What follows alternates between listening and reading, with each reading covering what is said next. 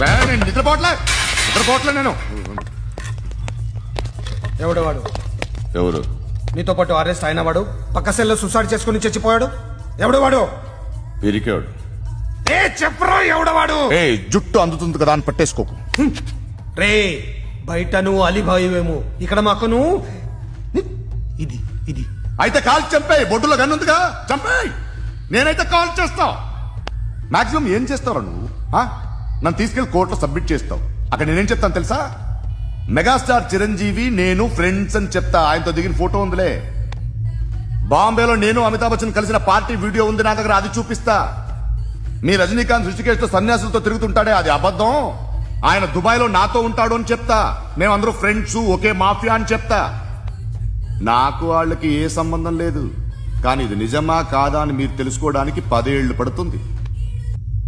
నేను ఇదే, కానీ లాగితే కొండలు కదులుతాయి.